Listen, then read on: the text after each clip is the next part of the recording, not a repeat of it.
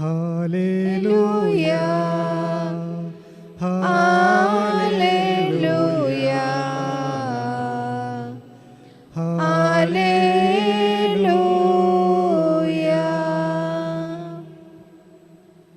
കർത്താവ് നിങ്ങളോടുകൂടെ, അങ്ങേ ആത്മാവോടും കൂടെ. യോഹന്നാന്റെ വിശുദ്ധ സുവിശേഷത്തിൽ നിന്നുള്ള വായന. കർത്താവേ, അങ്ങേക്കു മഹത്വം. ആഴ്ചയുടെ ഒന്നാം ദിവസം അതിരാവിലെ ഇരുട്ടായിരിക്കുമ്പോൾ തന്നെ മഗ്ദലന മറിയം ശവകുടീരത്തിൻ്റെ സമീപത്തേക്ക് വന്നു. ശവകുടീരത്തിൻ്റെ കല്ല് മാറ്റപ്പെട്ടിരിക്കുന്നതായി അവൾ കണ്ടു. അവൾ ഉടനെ ഓടി ശിമയോൻ പത്രോസിൻ്റെയും യേശു സ്നേഹിച്ചിരുന്ന മറ്റേ ശിഷ്യൻ്റെയും അടുത്തെത്തി പറഞ്ഞു, കർത്താവിനെ അവർ കല്ലറയിൽ നിന്ന് മാറ്റിയിരിക്കുന്നു. എന്നാൽ അവനെ അവർ എവിടെ വച്ചുവെന്ന് ഞങ്ങൾക്ക് അറിഞ്ഞുകൂടാ. മറിയം കല്ലറയ്ക്ക് വെളിയിൽ കരഞ്ഞുകൊണ്ട് നിന്നു.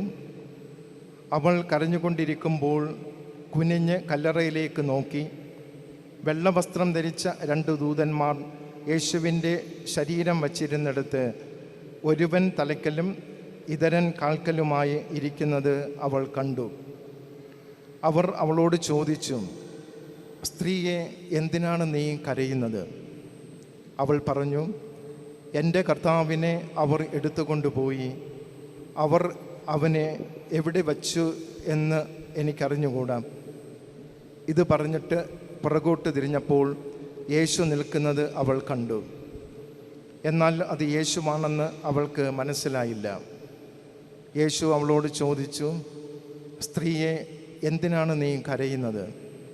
നീ ആരെയാണ് അന്വേഷിക്കുന്നത്? അത് തോട്ടക്കാരനാണെന്ന് വിചാരിച്ച് അവൾ പറഞ്ഞു, പ്രഭു, അങ്ങ് അവനെ എടുത്തുകൊണ്ട് പോയെങ്കിൽ എവിടെ വച്ചുവെന്ന് എന്നോട് പറയുക. ഞാൻ അവനെ എടുത്തുകൊണ്ട് പോയി കൊള്ളാം. യേശു അവളെ വിളിച്ചു, മറിയം. അവൾ തിരിഞ്ഞ് റബൂനി എന്ന് ഹെബ്രായ ഭാഷയിൽ വിളിച്ചു, ഗുരു എന്നർത്ഥം. യേശു പറഞ്ഞു, നീ എന്നെ തടഞ്ഞു നിർത്താതിരിക്കുക.